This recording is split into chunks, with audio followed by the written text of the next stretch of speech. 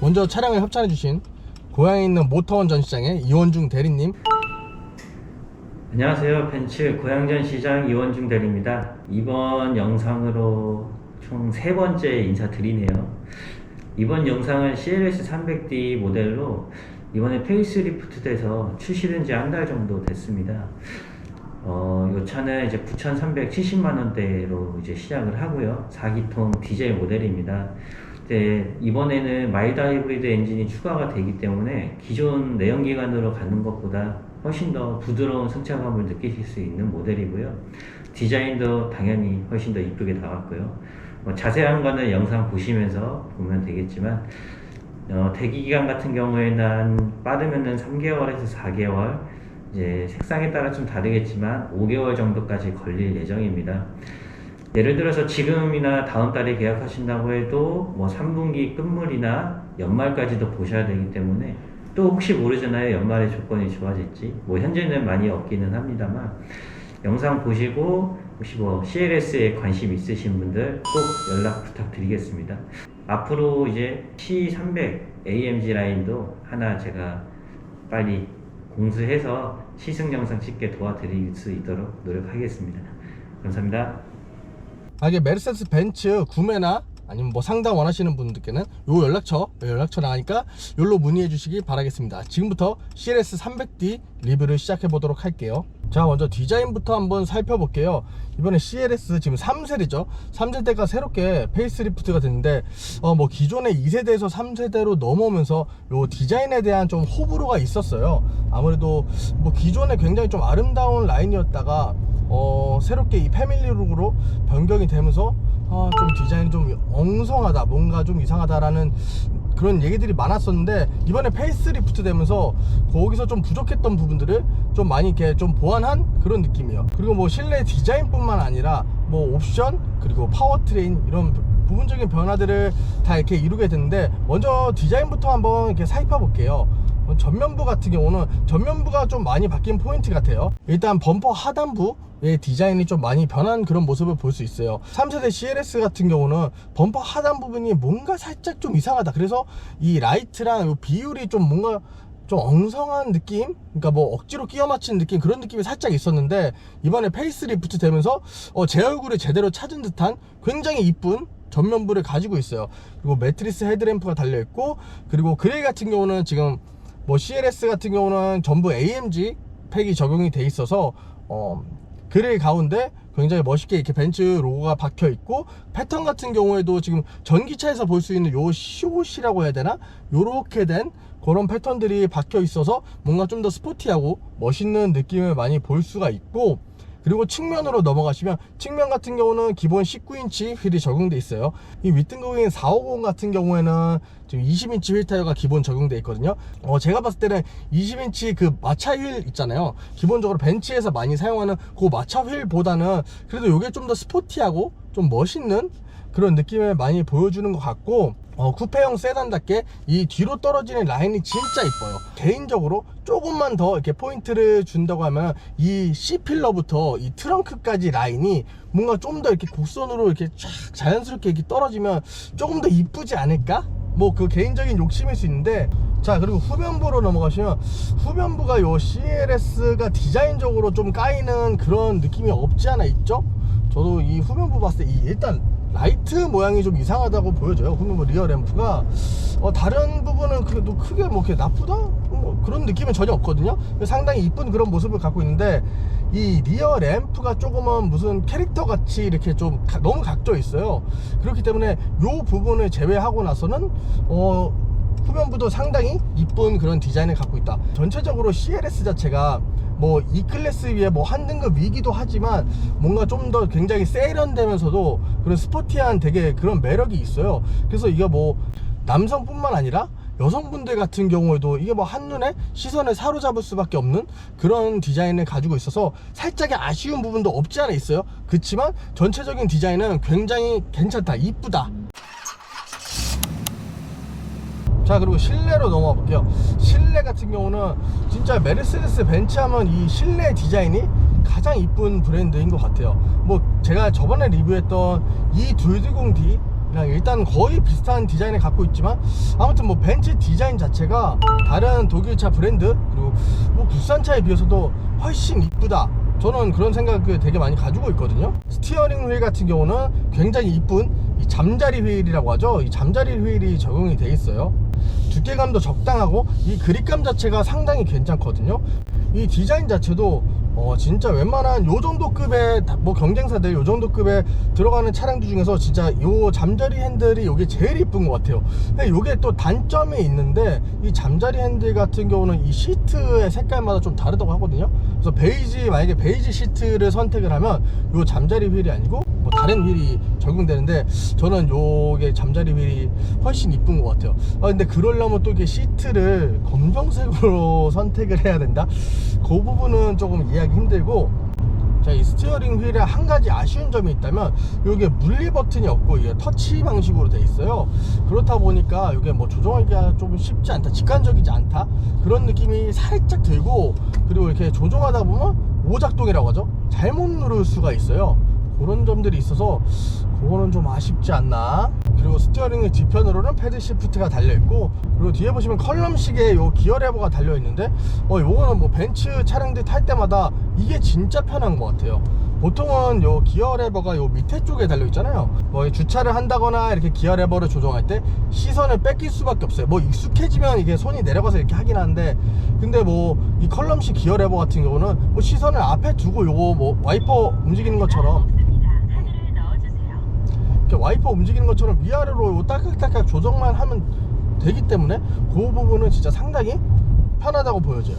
그리고 이 차량은 12.3인치의 계기판 그리고 12.3인치의 디스플레이 화면이 일체형으로 이렇게 이어진 구조로 되어 있는데, 뭐 계기판 같은 경우는 계기판 상당히 이뻐요. 상당히 이쁘고 나타내는 정보도 또렷하게 굉장히 눈에 잘 들어오기 때문에 시인성적인 부분도 상당히 괜찮고, 그리고 요 같은 경우는 운전자 맘대로 요 화면을 좀 조정을 할 수 있어요. 배치라든가 이런 것들을 조정할 수 있기 때문에 요 뭐 계기판 부분 같은 경우는 저는 상당히 마음에 들고, 디스플레이 화면으로 넘어가서는 뭐 반응도 괜찮고, 그리고 기존의 요 벤츠 차량들이 여기 내비게이션 화면 있죠, 디스플레이 화면이 터치를 지원 안 하는 차들이 꽤 많았어요. 근데 얘 같은 경우는 뭐 터치도 다 지원이 되고 그렇기 때문에 디스플레이적인 부분에서도 꽤나 만족감을 주고 있습니다. 밑으로 터빈 모양의 이런 송풍구가 적용돼 있고 안쪽에 앰비언트 라이트까지 들어와서 이 부분은 진짜 상당히 이쁜 것 같고, 근데 한 가지 아쉬운 점은 요즘 송풍구에다가 우리 뭐 휴대폰 거치대 이런 거 좀 많이 설치하잖아요. 근데 메르세데스 벤츠 같은 경우는 여기 독자적인 요런 디자인을 사용하기 때문에 전용으로 나온 거치대를 사용해야 된다는 점, 그 점이 조금 아쉽긴 하고, 그리고 밑으로 내려오시면 거의 다 물리 버튼으로 돼 있어요. 요즘 터치 방식에 이렇게 버튼들이 상당히 많은데 저는 개인적으로 이렇게 운전하면서 조작하기에 상당히 직관적인 이런 물리 버튼을 상당히 좋아하거든요. 그렇기 때문에 이렇게 물리 버튼으로 돼 있어서 요 점은 굉장히 합격. 그리고 막상 조정하는 이 느낌도 그립감, 조작감이라고 하죠. 그립감이 아니고 이 조작감 자체도 괜찮아 가지고 요 부분은 굉장히 괜찮고, 밑으로 내려가시면 기존에 아날로그 식에 있던 부분이 비었어요. 빈 거는 괜찮은데 이 비상등 버튼이 왜 여기 있는지 모르겠어요. 지난번에 E클래스 리뷰할 때도 비상등 버튼이 너무 좀 생뚱맞은 곳에 달려있다 라고 생각을 했는데, 차라리 요 아날로그 시계가 없어진 요 부분에 요 비상등 버튼이 달려있으면 좀 더 괜찮지 않을까?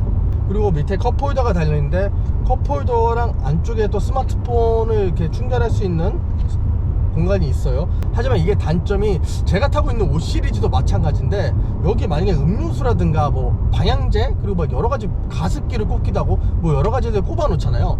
꼽으면 안쪽 공간은 거의 못 써요. 여기 뭐 휴대폰을 넣거나 아니면 뭐 지갑을 넣거나 이럴 때 빼기 자체가 굉장히 불편하고, 요거를 음료수를 뺀 다음에 다시 빼고 이런 식으로 해야 되기 때문에 요 부분은 진짜 상당히 좀 불편한 것 같고, 자, 원래 기어 레버가 있을 부분에 굉장히 깔끔하죠. 굉장히 깔끔하고 세련된 구조로 돼 있어요. 그래서 여기 터치 패드가 있고 그 옆쪽에 뭐 주행 모드를 조정하는 버튼 이런 것들이 달려 있어요.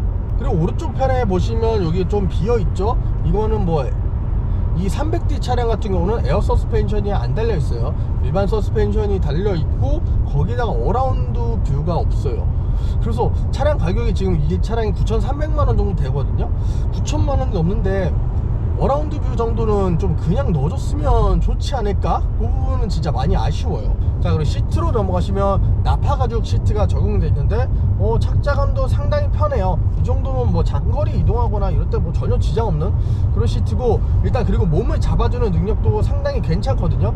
그래서 차량을 좀 이렇게 스포티하게 운전했을 때도 상당히 괜찮다, 그런 시트를 가지고 있고, 시트의 질감 자체도 상당히 괜찮아요. 그리고 추가적으로 마음에 드는 부분은, 일반 차량 같은 경우는 이 시트를 조정하는 게 버튼이 보통 밑에 있잖아요. 이 시트 옆쪽에 있어서 손으로 이렇게 더듬더듬 해가지고 이렇게 조절을 하곤 하는데, 메르세데스 벤츠 같은 경우는 이 도어 쪽에 달려 있어요. 도어 쪽에 달려 있기 때문에 눈으로 그냥 쉽게 보면서 이렇게 시트를 체형에 맞추면 된다는 점, 이 점이 상당히 마음에 들고, 그리고 이 차량은 지금 페이스리프트가 되면서 통풍 시트가 추가됐어요. 이전 모델에는 통풍 시트가 없어서 좀 고랬는데, 아무래도 페이스리프트가 되면서 이 국내 소비자들의 이런 니즈들이 좀 반영된 것 같은 그런 느낌이 들어요. 근데 어라운드 뷰는 왜 빠졌을까?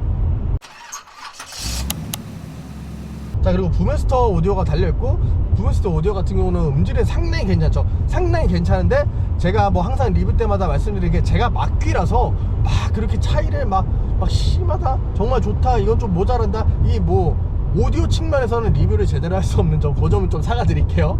뒷좌석으로 넘어가 볼게요. 뒷좌석 같은 경우는 제키 179 기준으로 앞좌석을 세팅했을 때 주먹 한 개하고 살짝 남아요. 그렇기 때문에 뒷좌석 무릎 공간 자체는 그렇게 막 넓은 공간이 아니다. 그리고 플러스 일단 제가 앉았을 때 머리가 닿아요. 제가 막 앉은 키가 막 엄청나게 큰 그런 건 아니거든요. 근데 일단 뒷좌석은 머리가 닿아요. 그래서 아무래도 쿠페형 세단이다 보니까 뒷좌석적인 부분은 조금 답답할 수 있다. 하지만 저보다 만약 키가 작으신 분들이나, 아니면 뭐 보통 체구가 작으신 여성분들, 아니면 뭐 카시트를 실은 뭐 애기들이 타기에는 뭐 지장 없는 그런 느낌을 주고, 뒷좌석 승차감을 만약에 E클래스랑 비교를 한다면 저는 개인적으로 E클래스가 좀 더 편했어요.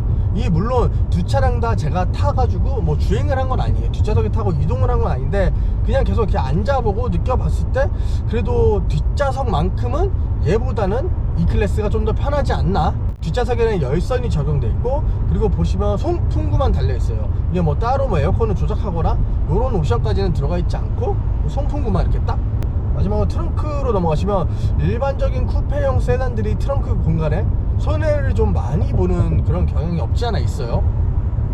그렇지만 이 차량 같은 경우는 트렁크가 상당히 넓어요. 520리터로 일반적인 뭐 중형 차들, 중형 세단 정도의 트렁크를 갖고 있기 때문에 트렁크 용량으로만, 아니, 트렁크 공간으로만 봐서는 뭐 패밀리로 사용하기도 충분히 괜찮고, 뭐 트렁크적인 부분에서 뭐 부족한 부분은 없다. 대신 이게 쿠페형이다 보니까 위아래로가 살짝 낮기 때문에, 만약에 물건이 좀 이렇게 높이도 있고 부피가 좀 있다, 그러면 좀 이렇게 고려를 하셔야 될 것 같고, 한 가지 특이점은 또 이 트렁크가 전동 트렁크인데, 이 위아래로 열리고 닫히는 게 이게 좀 상당히 빠르거든요. 굉장히 시원하게 빡 열리고, 닫힐 때도 시원하게 빡 닫히는 편이라서 요 점은 좀 특이한 것 같아요.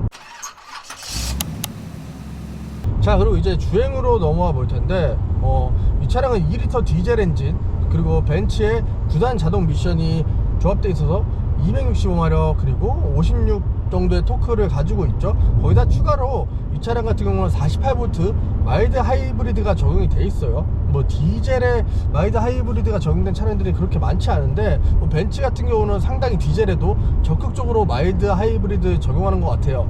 그렇기 때문에 이 마일드 하이브리드의 전기 모터를 활용해서 이 차량은 뭐 가속할 때 최대 20마력, 그리고 이 윗버전인 450 같은 경우는 22마력까지 추가로 제공해주기 때문에 이 전기 모터의 사용이 쏠쏠하다. 그리고 그뿐만이 아니에요. 제가 아까 시내에서 느낀 건데, 차량이 가다가 정차할 때 있잖아요. 정차할 때 이 오토스탑이 적용이 되면 가다가 시동이 꺼진단 말이에요. 그 출발할 때 디젤 되게 드르릉 하면서 시동이 딱 걸리면서 차가 출발하는데, 이 마일드 하이브리드의 도움으로써 차가 거의 정차하기 직전에 일단 엔진이 꺼져요.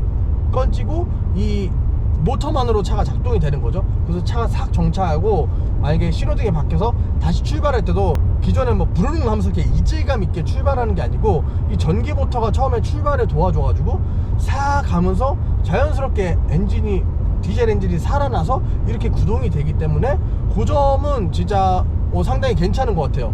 그래서 원래 기존의 디젤 차 같은 경우는 타자마자 뭐 가솔린 차도 거의 마찬가지예요.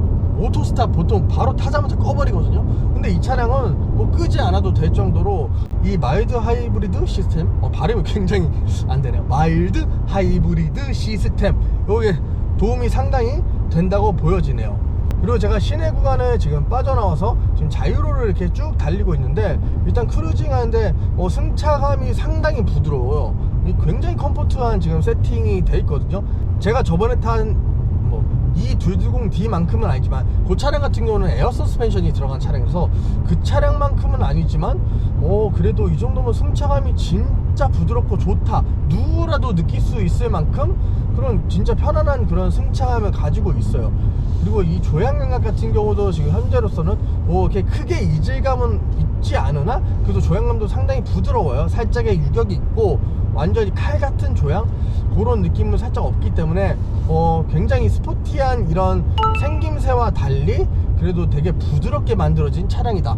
자, 이렇게 차선을 변경해보면 아무래도 굉장히 좀 부드러운 세팅을 하다 보니까 살짝의 롤이 있어요. 롤이 있기 때문에 지금 일단 스포츠 모드로 한번 확인해 보겠지만, 컴포트 모드에서 만약에 급격하게 이렇게 스티어링 휠을 조향을 한다거나 그런 경우에서는 차가 좀 휘청휘청 거리기 때문에 그런 부분은 좀 불안 요소로 작용할 수가 있고, 그리고 지금 고속으로 지금 계속 크루징하고 있어요. 90km에서 100km 정도로 이렇게 달리고 있는데 고속주행 안정성 같은 경우는 진짜로 좋아요. 너무 좋아요. 그냥 일반적으로 90에서 100km로 나가는 느낌은 요 정도급, 이 정도급에서는 제일 괜찮은 것 같아요. 제가 최근에 타본 차주 중에서 5 시리즈도 있고, 5 시리즈 근데 더 저렴하긴 하죠.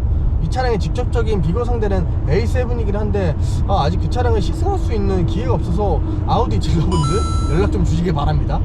아니면 E클래스, 아니면 제네시스 G80, 요런 차들이 좀 그래도 이 차보다 조금 싸긴 하지만 그런 좀 경쟁 상대인데 크루징 느낌은 제일 좋아요. 이 고속 안정성은 정말로 제일 좋은 것 같아요.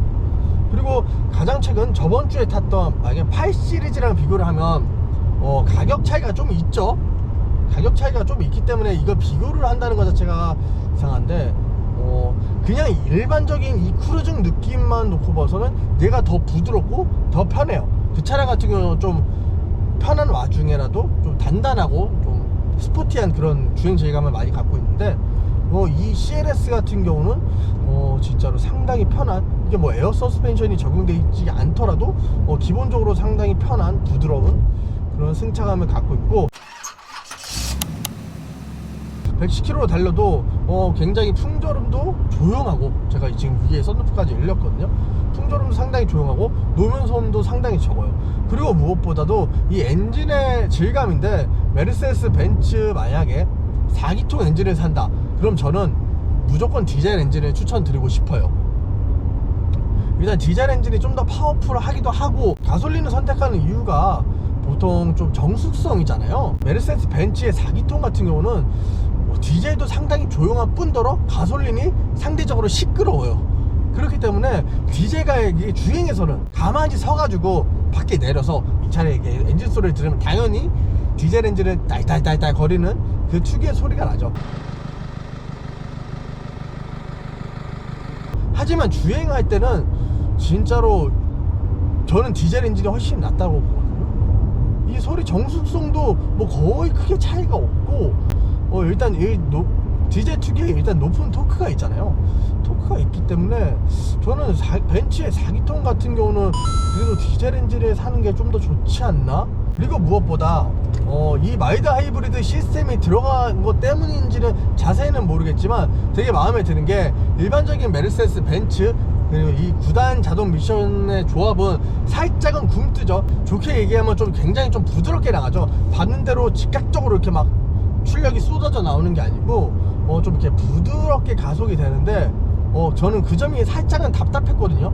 저는 좀 이렇게 BMW처럼 좀 즉각적인 걸 좋아하는데, 이 전기 모터가, 이 마일드 하이브리드의 전기 모터가 그 부분을 조금 상쇄시켜 주는 것 같아요.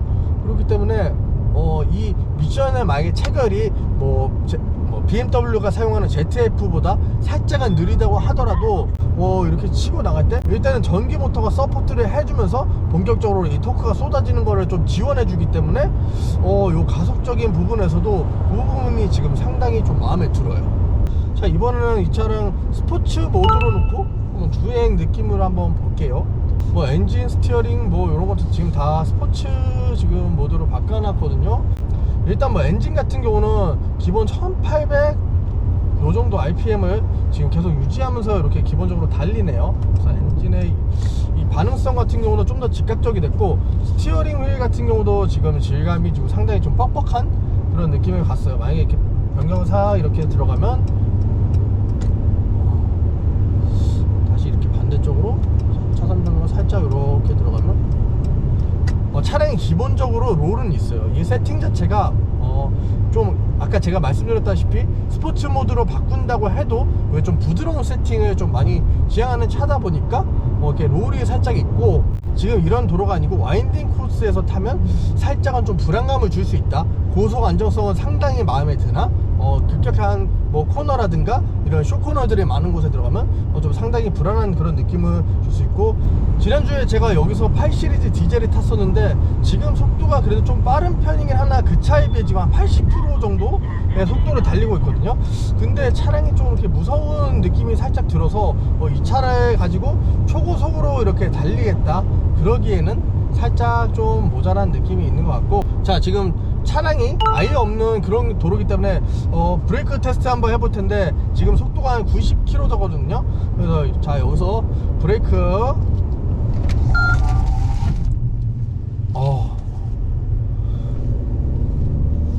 브레이크 능력 같은 경우는 뭐 상당히 깔끔하네요. 마지막 부분에 살짝 이 차가 좀 살짝 흔들리는 그런 느낌이 있었거든요. 근데 전반적으로 뭐 차가 뭐 완전히 노이즈 다이브라고 하죠. 앞으로 꼭 끌어지거나 아니면 뭐 이렇게 털리거나 그런 느낌이 크게 강하지 않아서 뭐 이 정도면 브레이크 성능도 뭐 괜찮다. 자, 이제 총평으로 갈게요. 네, 여러분, 지금까지 저와 함께 메르세데스 벤츠 CLS 300D 페이스리프트된 차량에 대해서 알아봤는데, 전체적인 뭐 디자인이라든가 아니면 옵션, 뭐 통풍 이런 게 추가됐죠. 그리고 뭐 주행에서는 이 파워트레인이 마일드 하이브리드가 추가되면서 기존의 뭐 CLS 같은 경우도 상당히 매력 있지만 한층 더 매력이 업그레이드 된 것 같은 그런 느낌이 들어요. 그리고 이 차량은 굉장히 스포티한 외관을 좀 갖고 있죠. 세련된 이런 라인을 갖고 있고, 주행 느낌 같은 경우는 굉장히 부드러워요. 그래서 뭐 남녀노소 가릴 거 없이 누구나 다 만족할 수밖에 없는 그런 차량인 것 같아요. 하지만 장점만 있는 건 아니죠. 단점은 일단은 옵션적인 부분에서는 거의 다 만족하는데 이 어라운드 뷰가 없는 점이 좀 아쉽기도 하고, 지금 보시면 이 위가 여기가 이게 수동이에요. 지금 카메라 여기 달려있는데 수동으로 이렇게 여기 열었다 닫았다 하거든요. 그리고 주행적인 부분에서 제가 말씀드렸다시피 상당히 스포티한 외관을 갖고 있어요. 쿠페형 세단이고, 그래서 잘 달릴 것 같은데 물론 뭐 이렇게 직진으로 쭉 치고 나가는 느낌은 상당히 괜찮아요. 상당히 괜찮으나 운동 성능 자체가 좀 빈약하기 때문에 만약에 와인딩 코스라든가 막 이런 길에서 좀 재밌게 차를 타고 싶다 하시는 분들에게는 살짝 불안한 느낌이 좀 많이 드는 그런 차량이고, 뒷좌석이 생각보다 넓지 않아요. 이 무릎 공간 자체도 좀 그렇고, 일단 저는 머리가 닿죠. 그렇기 때문에 만약에 패밀리용으로 사용하시거나 뭐 가족이 한 4명 정도 되는데 뭐 뒤에 앉으실 분들이 키가 좀 크다 이런 분들은 구매를 좀 고려해 보셔야 될 것 같아요. 만약에 구매, 뭐 시승 이런 것들이 필요하시면 이원중 대리님께 연락 한번 부탁드리겠습니다. 지금까지 범카TV의 범철이었고, 다음에 더 재밌는 차량, 좋은 차량으로 돌아오게 될 테니까 구독과 좋아요, 알림 설정까지 부탁드리겠습니다. 감사합니다.